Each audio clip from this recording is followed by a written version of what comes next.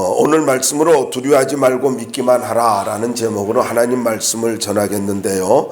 부제는 이렇습니다. 절망과 포기는 나중에 해도 늦지 않습니다 라는 부제입니다. 절망과 포기는 나중에 해도 늦지 않습니다 라는 제목으로 하나님 말씀 전하도록 하겠습니다. 본문 병행 구절이죠. 누가복음 8장을 볼 것 같으면은 환영하니 라는 말씀이 있어요.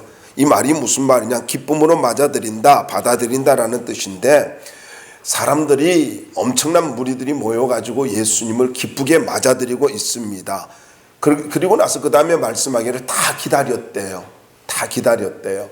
예수님께서 거라사인 그 지방에서 이제 배 타고 돌아오시니까 그때를 다 기다린 거예요. 저는 이 말씀 묵상하면서 이런 생각이 듭니다. 여러분, 이 시간 하나님의 그 음성을 기다렸으면 참 좋겠습니다. 말씀을 기다리는 자세가 참 중요하다라는 것입니다. 그런데 사람들이 기다리고 환영한 이유가 무엇입니까? 아마 저들은 예수님의 치유 사역을 듣거나 보기도 했을 것이고 기적을 경험하기도 했을 것입니다. 그리고 그 소문도 들었을 거예요. 뿐만 아니라 이 거라사 지방에서 있었던 군대 귀신 들린 자가 고침받는 소문도 급속하게 퍼져서 들었던 사람이 있었을지도 모릅니다. 어쨌든 이렇게 저들이 놀라운 소식을 듣고 또 필요와 목적을 위해서 기다렸을 것인데, 그런데 이 본문을 가지고 보면은 사경을 헤매고 있는 한 사람이 있지 않습니까? 누굽니까? 회당장 야이로입니다. 여러분, 사경을 헤매고 있는 딸을 가진 아버지의 마음, 우리는 이 본문에서 이 아버지의 마음이 얼마나 안타까운가를 좀 생각해 봐야 되고요. 절망과 포기의 순간에도 예수님께서 요구하신 것이 있지 않습니까? 그게 무엇입니까? 두려워하지 말고 믿기만 하라. 이 말도 안 되는 상황 속에서 딸이 죽었대요. 딸이 죽었다고 말을 하고 있는데 두려워하지 말고 믿기만 하래요. 도대체 어떻게 이 말을 가지고 예수님은 하실 수 있고, 어떻게 이런 상황에서 예수님은 이런 그 엄청난 그런 말도 안 되는 요구를 하실 수 있느냐, 이런 것입니다. 근데 주님은 뭐라 그래요? 두려워하지 말고 믿기만 하라, 딱 한마디 하셔요. 그리고 나서 보시면은요, 여기 이 말씀 속에서 아버지의 믿음으로 자식의 인생이 바뀌어진다 하는 교훈도 볼 수가 있습니다. 그러니까 사람들은 끝이라고 말하였을 때 주님이 하신 말씀이 뭐예요? 두려워하지 말고 믿기만 하라. 그리고 더 나아가서 아버지의 믿음으로 자식이 살아나는 그런 역사를 분명히 보여주고 있단 말이에요. 그럼 여러분, 이 말씀은 어떻게 보면 절망과 같은 말씀입니다만 아니요. 절망 중에도 인간이 끝이라고 하는 그 순간에도 하나님의 능력은 계속 나타날 수 있다라는 거예요. 자, 이 말씀을 통해서 한번 먼저 생각이 될 것은 절망의 순간을 맞이한 사람의 모습을 볼 수 있잖아요. 그러니까 누구나 절망의 순간을 맞이할 수 있다라는 거예요. 야이로라는 사람이 어떤 사람이에요? 야이로라는 이름은 깨닫는 사람, 그는 빛난다라는 그런 뜻이 있습니다. 당시에 이분은 회당장이었거든요. 회당은요, 회당장은 회당의 수반인데 그 최고의 지도자지요. 회당에서 집회를 인도하고 회당 건물을 유지하고 보존하고 운영에 책임을 지고 있고, 예배 질서 유지와 순서 작성, 신성함을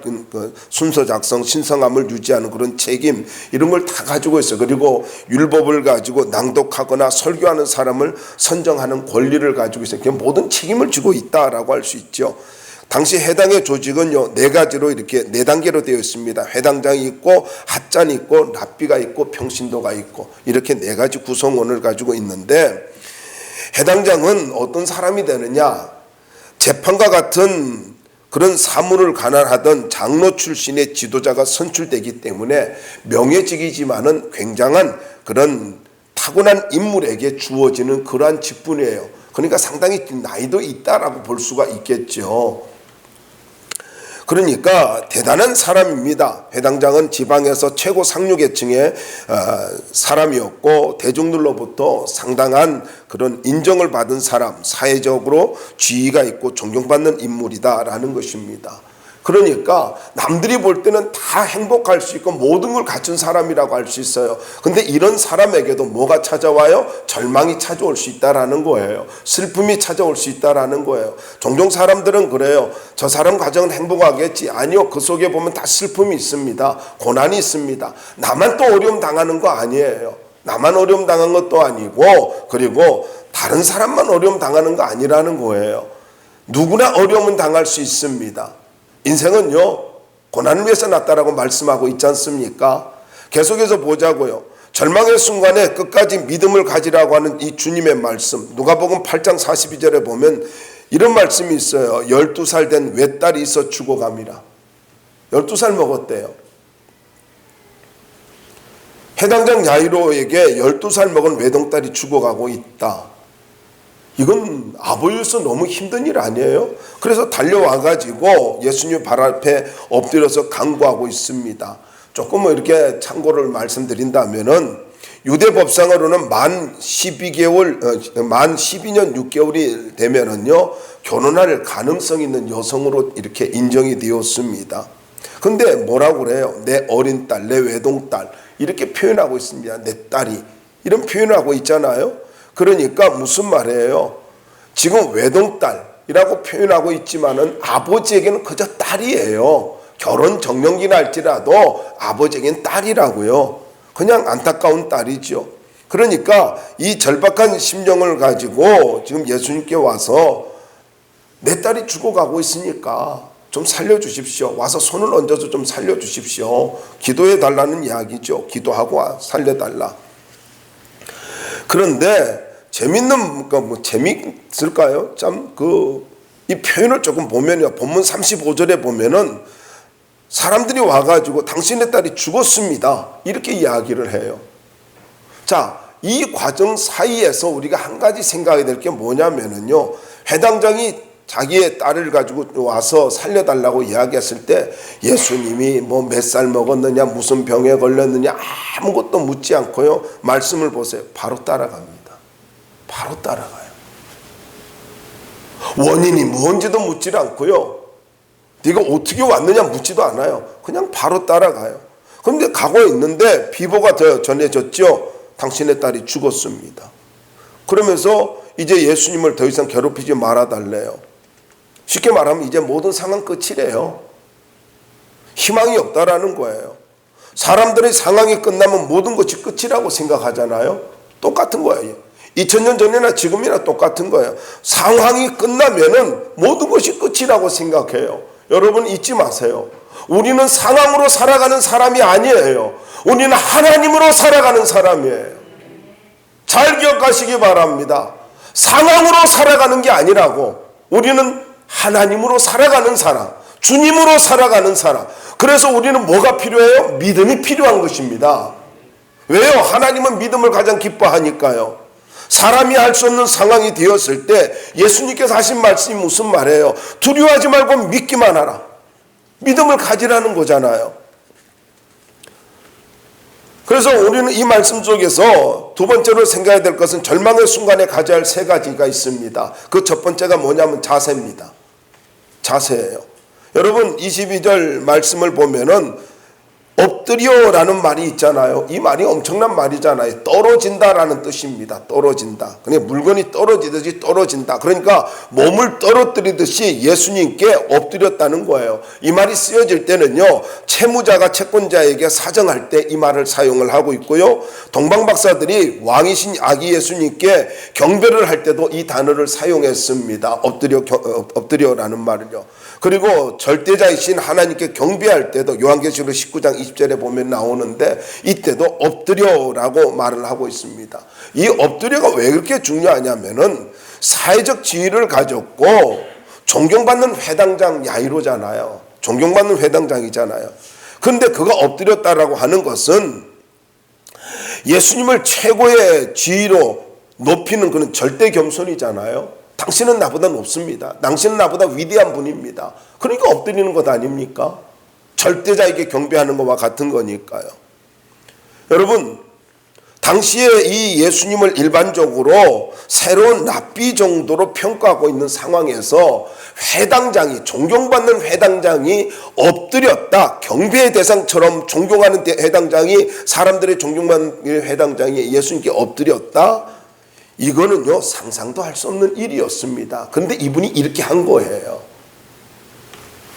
그러니까 사람들의 인식을 가지고 무시하고 주님 앞에 자세를 갖췄다라는 것입니다. 그리고 더 나아가서 엎드렸다는 것은 예수님의 치유 기적이 공적인 신뢰감을 주는 것이라는 것을 증명하고 있어요. 그러니까 예수님의 치유 사역, 이거는 사실이야라고 공적으로 선포하는 거예요. 여러분 잘 보세요. 해당장 야이로의 엎드림이 이 한 사람의 엎드림으로 끝나는 것이 아니라는 거예요. 공적 증명이라는 거예요. 공적 증명이에요.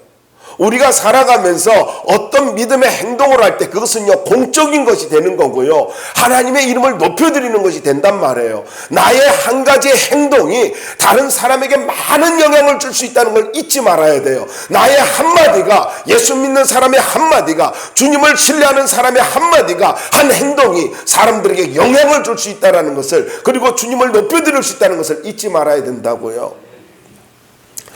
세 번째로, 해당장의 분명한 믿음을 보임으로 인하여서 많은 사람들이 예수님을 더욱더 신뢰할 수 있게 되지 않았습니까? 그러니까 해당장 야이로가 많은 의사들을 가지고 생각하지 않았을까요?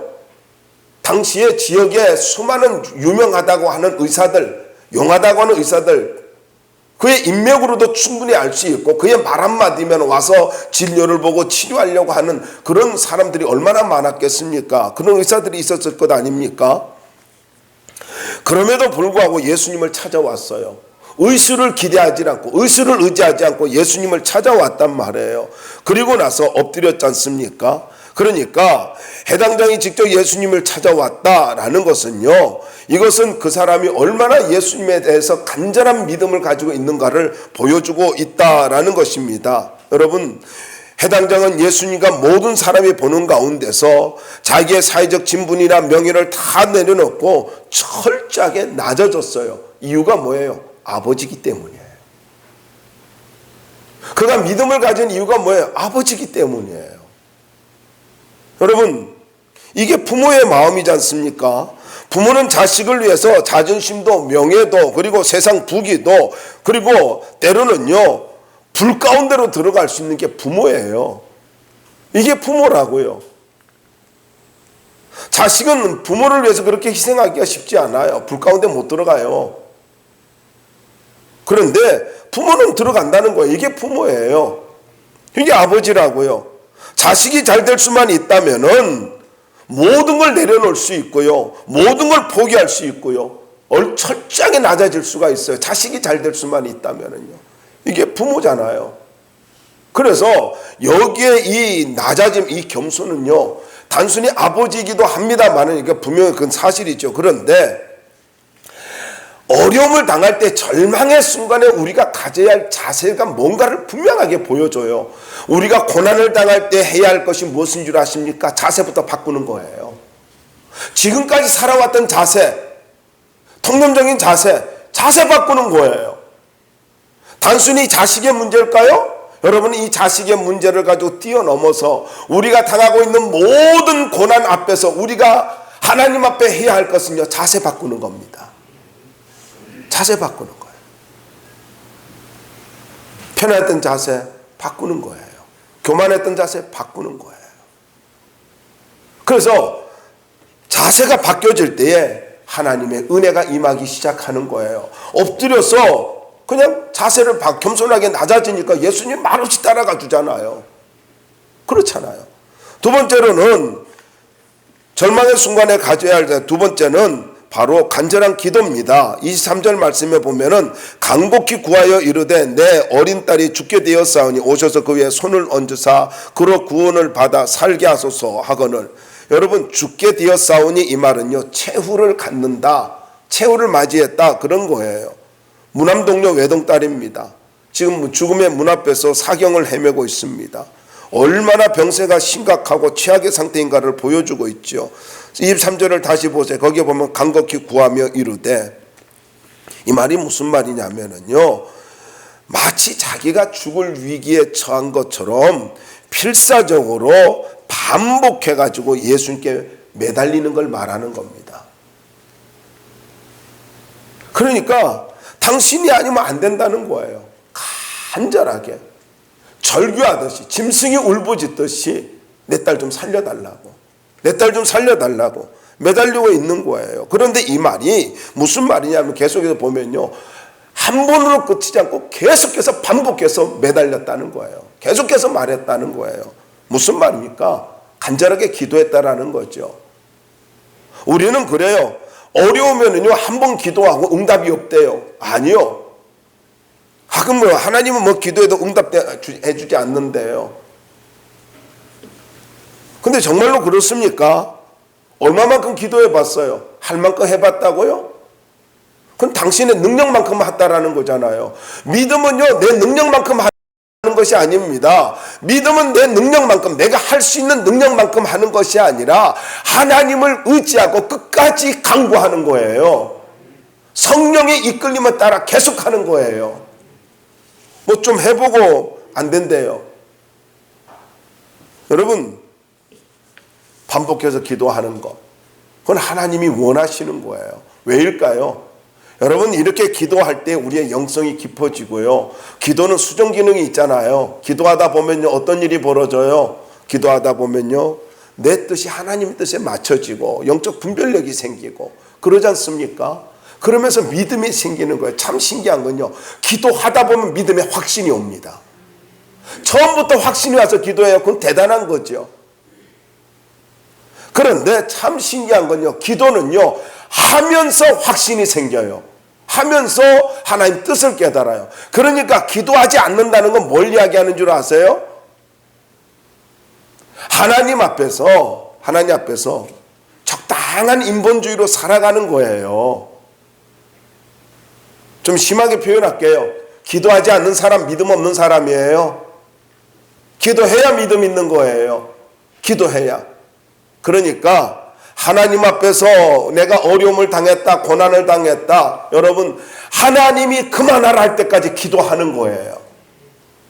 보잖아요. 우리가 이제 출애굽기 보면 뭐라 그래요? 네가 어느 때까지 기도하겠느냐?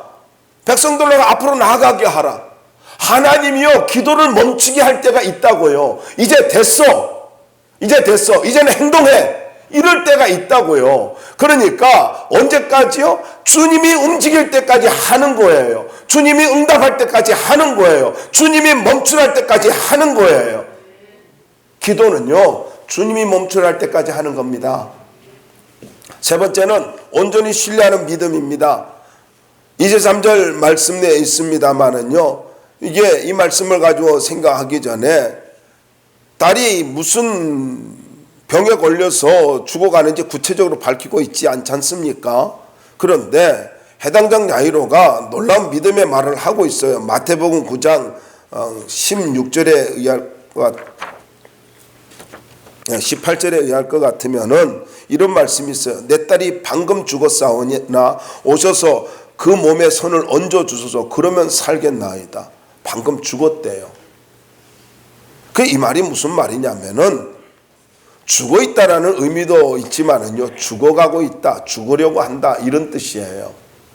그러니까 내 딸이 너무나 아픈 나머지 지금 아마 죽었을 것입니다. 내가 왔을 때는 이게 거의 죽어가고 있었으니까 지금도 죽었을지도 몰라요. 뭐 그런 거예요. 그런데 오셔서 그 몸에 손을 얹어주셔서 그러면 살겠나이다. 이 회당장 고백이 엄청나지 않아요? 자기 생각이 아마 지금쯤은 죽었을지 몰라. 그런데 와서 손을 얹어주시면 살 것입니다. 이 말이잖아요. 여러분, 무슨 말이에요? 예수님 당신이 우리 집에 신방 와가지고 안수기도 한번 해주신다면은, 그러면은 분명히 살아날 것입니다. 이 고백 아니에요? 손을 얹어라고 하는 말은요, 이 말이 무슨 말이냐면 일회성을 말합니다. 당신이 한 번만 손 얹어주시면 살아날 것입니다. 이거예요. 이 말은 선지자들이 하나님의 은혜를 구하면서 병자들에게 손을 얹고 기도하는 것을 말하는데, 손을 얹어 기도했다라서 기도해달라 이런 것은요, 손을 얹어서 기도해달라, 안수기도 해달라라는 거는 우리 잘 아는 대로 권위를 부여하는 거잖아요. 아무에게나 안수기도 받는 거 아니잖아요. 권위를 부여하는, 권위 인정하는 거잖아요. 그리고 인격적 관계성을 가지고 만들어주는 거잖아요. 여러분, 아무에게나 안수기도 받는 거 아니잖아요. 정말로 내가 신뢰하는 분에게 안수기도 받잖아요. 신뢰하니까. 그러니까 좀 저는 부탁드리고 싶어요. 뭐 요즘은 그러지 않습니다. 옛날엔 그런 일이 많았어요. 그거 보면은요, 그렇게 안수기도 받으려고 기도원들을 많이 쫓아다녀요. 그러다 귀신 들려서 오고요. 그래요. 근데 여러분, 담임 목사에게 안수기도 받는 게 제일 좋아요. 다른 데 돌아다니지 말라고. 우리 교회는 없어서 너무 감사해요. 우리 교회는 또 가라고 해도 안 가요. 가라고 해도 안 가고, 받으라고 해도 또 안 받는 사람도 있어요. 담대하지요. 좋아요. 그리고 더 나가서 출애굽기 29장에 볼 것 같으면은 안수기도는요, 이게 무슨 의미냐면 생명과 축복을 전달하는 의미가 있습니다. 그러니까 안수기도가 매우 중요한 거죠. 해당장 야이로는 예수님께서 병자들에게 안수해가지고 치유하시는 사실도 알았을 것이고, 누가복음 7장에 있는 대로 나인성 과부의 죽은 아들을 살리신 것도 아마 들었을 것입니다. 왜냐하면 마태복음 9장과 이건 8장에서 이 말씀 나오고, 누가복음 7장에 이제 나인성 과부의 사건이 나오니까 아마 이야기 들었을지도 몰라요. 그래서 달려왔는지도 모르죠. 그래서 한 말이 무슨 말입니까? 한 번만 안수해 주십시오. 우리 집에 오셔서 아이에게 손을 얹어 한 번만 손을 얹어 안수기도 해 주시면은 자기 딸이 살 수 있다라는 이 분명한 믿음, 여러분 대단한 거 아닙니까? 아무리 죽었다고 할지라도 주님이 손 한 번 얹어 주시면 됩니다. 여러분, 우리에게 이런 믿음이 있어야 되는 거예요. 주님, 한 번만 나 안수해 주세요. 한 번만 나 만져 주세요. 한 번만 말씀해 주세요. 한마디만 말씀해 주세요. 그거 아닙니까? 백부장의 믿음과 같잖아요. 특별히 8장 8절에 나오는 말씀인데, 바로 이게 부활의 믿음이죠. 여러분, 예수 믿는 사람은요, 생명의 주관자가 하나님이라는 것을 분명히 믿어야 되는 거예요. 이게 부활신앙이라고요. 부활신앙. 죽음이면 끝이다. 뭐 상황이 끝나면 끝난다. 상황 종료라고요? 그래서 인생도 종료되는 거예요? 아니라고요. 여러분, 상황의 끝은요, 하나님의 능력의 시작이고, 그 하나님의 능력의 시작일 때에 주님께서 우리에게 요구하는 것이 있어요. 그것이 무엇입니까? 분명한 믿음 가지라는 거예요. 분명한 믿음이에요. 낙심하지 말라는 거죠.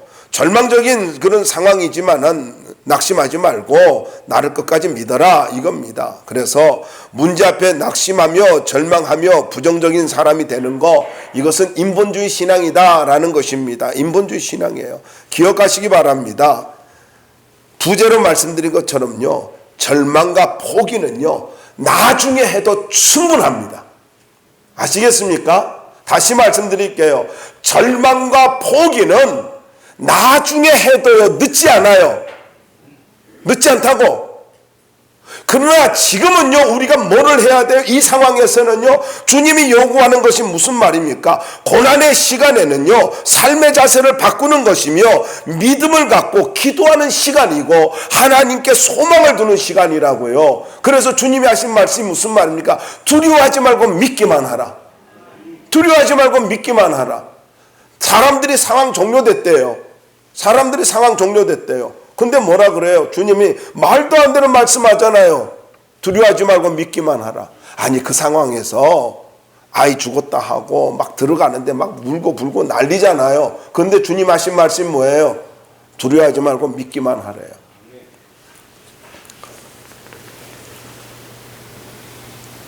마지막입니다. 주님의 반응과 요구와 결과를 한번 보자고요. 주님의 반응, 아까도 말씀드렸습니다만은요, 주님의 반응이 어떠냐 하면은 마태복음 9장 19절에 보면 병행 구절인데, 일어나, 이런 말이 있어요. 일어나. 그 일어나라는 말은요, 무슨 말이냐면 식탁에 앉아 있다가 일어난 것을 말하거든요. 그러니까 뭐 누가복음이나 마가복음에는 나와 있질 않아요. 일어나, 뭐 그냥 따라갔다 이렇게 말씀을 하고 있는데, 아마 제자들과 함께 식탁에 앉아서 음식을 드셨을 수도 있습니다. 뭐 그런 의미겠죠. 그런데 야이로의 말을 듣자마자 예수님께서 머뭇거리지 않고 식탁에서 바로 일어났대요. 뭘 이야기하고 있습니까? 이것은요, 예수님께서 고난당하는 자의 그 슬픔을 가진 자의 마음을 얼마나 잘 이해하시고 있는가, 얼마나 안타깝게 여기고 계시는가, 이거를 잘 보여주고 있잖아요. 일어나, 이 한마디가요, 가슴 따뜻함이 느껴지는 그런 단어입니다. 식탁에서 앉아 있다가 내 딸이 죽어가고 있어요. 좀 살려주세요. 와서 손 한번 얹어주세요. 안수기도 한번 해주세요. 그러니까 바로 그와 24절에, 오늘 본문 24절에 그와 함께 가실세. 일어나서 함께 갔대요. 머뭇거리지 않았어요. 뭘 이야기하고 있습니까? 한 영혼의 귀함을 가지고 여기서 보여주고 있는 것이지 않습니까? 한 영혼의 구원 문제, 한 영혼을 살리는, 한 가정의 슬픔을 제거하는 일이 얼마나 중요한가라는 것을 보여주고 있습니다. 여러분, 예수님께서 여러분의 기도에 이렇게 즉각적인 반응을 해주실 것을 믿을 수 있기를 바랍니다. 내가 기도하면 주님은 나와 함께 하시고 모든 걸 멈추고 나와 함께 동행해 주실 거야. 이 말씀을 가지고 믿을 수 있기를 바랍니다. 그런데 주님이 반응했을 뿐만 아니라, 이렇게 반응했을 뿐만 아니라 요구를 하셨죠. 요구가 무슨 말입니까? 여러분 35절과 36절에 나와 있습니다만은요, 특별히 35절 보자고요. 우리가 놀라운 상황을 접하게 되는데 35절 한번 읽어볼까요? 시작. 아직 예수께서 말씀하실 때에 회당장의 집에서 사람들이 와서 회당장에게 이르되 당신의 딸이 죽었나이다. 어찌하여 선생을 더 괴롭게 하나이까? 여러분, 죽었나이다 이 말은요, 이것이 변할 수 없는, 죽음이 변할 수 없는 사실을 말하고 있는 단어입니다. 확실하게 죽었대요. 더 이상 손 쓸 수 없대요. 그런데 더 이상 희망이 없다 이 말이잖아요. 가능성은 전혀 없다. 그러면서 하는 말이 무슨 말이에요? 참 이런 사람들 많아요. 어찌하여 선생을 더 괴롭게 하나이까? 윤리적 관점에서 보면요, 아주 굉장히 예의를 갖추고 있는 것 아닙니까? 예의 바른 거죠. 여러분, 예의 바른 것이 믿음 좋은 거 아니에요. 예수님 위하는 것 같잖아요. 이게 무슨 믿음이에요? 인본주의 믿음이에요. 제한적 믿음이에요. 살아있을 때는 예수님께서 치료할 수 있지만은 죽었기 때문에, 상황이 종료되었기 때문에 예수님께서도 어떻게 할 수 없다라는 이런 인본주의 믿음이고 제한적 믿음이지 않습니까? 그런데 희망이 없다고 이야기하면서 하는 말이 뭐예요? 괴롭게 하지 말래요. 이게 무슨 말이냐면, 아마 그 회당장이 굉장히 이렇게 간절한 모습들이 보여졌는지 괴롭게 하다라고, 이 말은요, 짐승의 가죽이나 나무의 껍질을 벗길 때 사용하는 그런 말이거든요. 혹독한 고통이나 쓰라림 뭐 이런 걸 이야기해. 그러니까 이 회당장 야이로가 굉장히 예수님께 이게 매달리면서 아마 왔는지, 외동딸이니까, 아니 딸 하나밖에 없는데 그것도 뭐 나이도 많지 않고 뭐 결혼도 한 것도 아니고 12살, 얼마나 이뻐요. 또 그래요. 이렇게 얼마나 이뻐요 그러면은, 목사님 10대는 무섭습니다 뭐 이러지 말고요, 12살 먹은 아이 얼마나 이분에게는 사랑스러웠겠습니까? 근데 여러분 36절 말씀 보면 참 재미있는 것이 느껴져요. 36절 한번 읽어볼까요? 시작. 예수께서 그 하는 말을 곁에서 들으시고 회당장에게 이르시되 두려워하지 말고 믿기만 하라. 예. 저는 이 말씀 묵상하다가요, 내가 피식 웃음이 났어요. 무슨 말이냐면은 예수께서 그 하는 말을 곁에서 들으시고 곁에서 다 듣고 계셨대요. 여러분, 부정적인 말 하는 거, 절망의 말을 하는 거, 자기들끼리 막 하고 있어요. 더 이상 이제 희망이 없어. 끝났어. 그 말은 어떻게, 예수님 옆에서 다 듣고 계셨대요. 여러분, 우리 이런 거 있지 않습니까? 예수님이 듣는다고 생각 안 하고 우리가 막 말을 할 때가 얼마나 많아요. 불신하게 말을 할 때가 참 많아요. 그렇지 않습니까? 아니, 우리가 뭐 화장실에서도 막 이렇게 누구 흉보는데 그 사람이 나와요. 얼마나 당황스러워요. 그 어떤 사람은 그러다 막 이렇게 누구 이야기를 하고 있는데 저기서 와요. 야, 온다 말하지 마. 그렇게 하잖아요. 아니 그런데 예수님을 가지고 모시고 가는데 예수님 옆에서 끝났어. 이제 끝났어. 자꾸 뭐 믿음, 여러분 이 불신하게 말을 하고 있는 거. 예수님 그거 재밌는 표현을 하고 있지 않습니까? 그 하는 말을 곁에서 들으시고.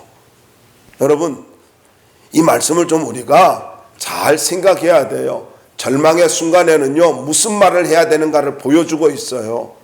내가 아무리 힘들고 어려워도 무슨 말 해야 돼요? 믿음의 말 해야 돼요.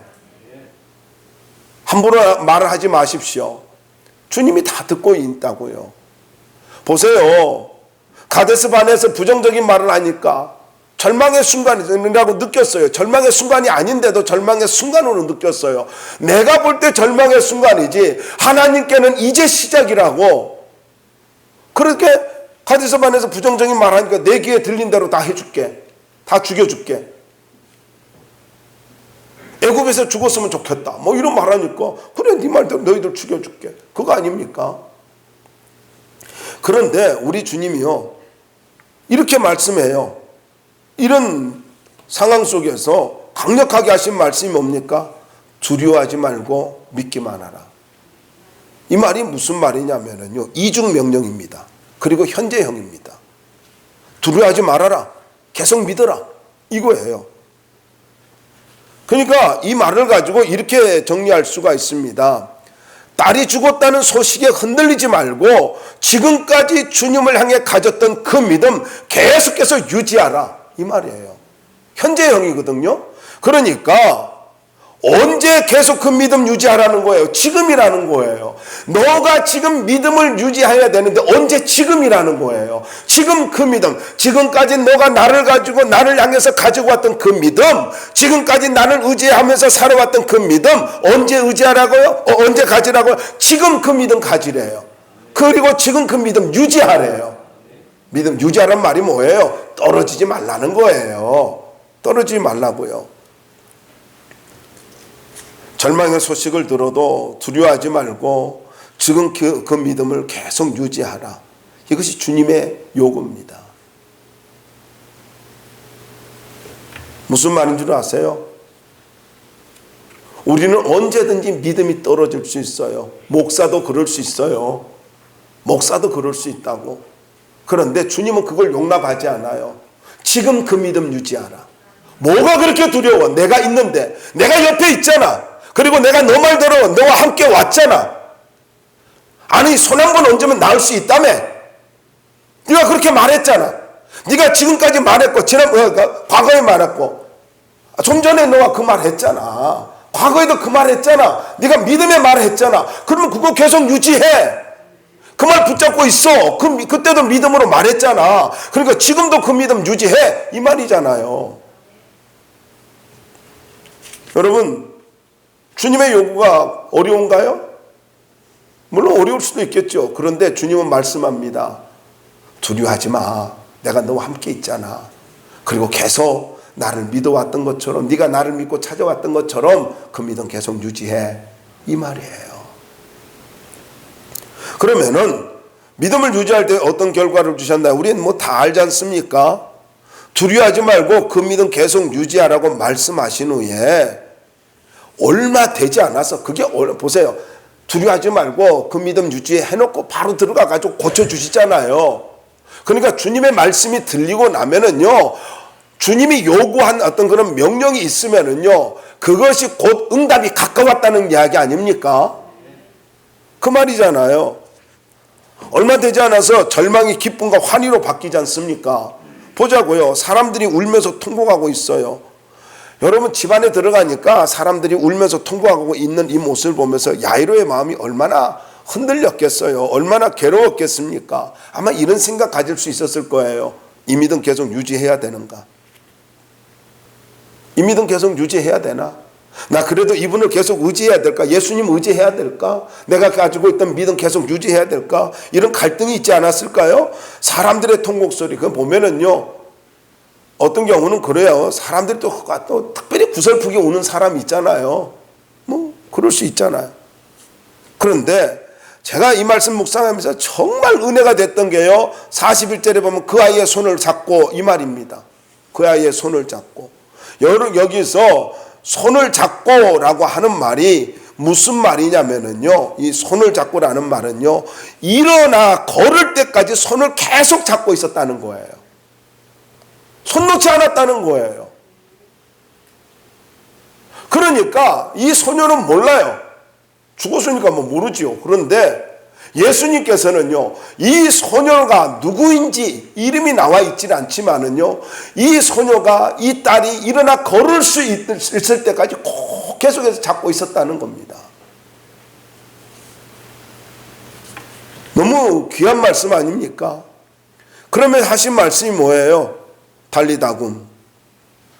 달리다굼 하잖아요. 무슨 말이에요? 달리다굼.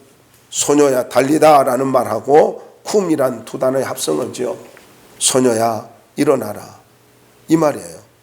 저는 이 말씀을 가지고 좀 우리에게 적용하고 싶습니다. 달리다굼, 이 말은요, 소녀야 일어나라 라는 말이지만 이건 물론 잠을 깨우듯이 그렇게 하는 말이에요. 그런데 이 말씀 달리다굼 속에서 우리가 생각해야 될 것이 무슨 말이냐면요, 죽음아 떠나갈지어다, 병마야 떠나갈지어다, 어둠아 떠나갈지어다. 달리다굼 속에는요, 죽음도 떠나가라, 병마도 떠나가라, 저주도 떠나가라고 하는 선포가 있는 거예요. 여러분, 여러분의 인생에 달리다굼의 역사가 있기를 바랍니다. 달리다굼의 역사가. 그러면서 끝까지 손을 놓고 있지 않아요. 계속 손 붙잡고 있는 것입니다.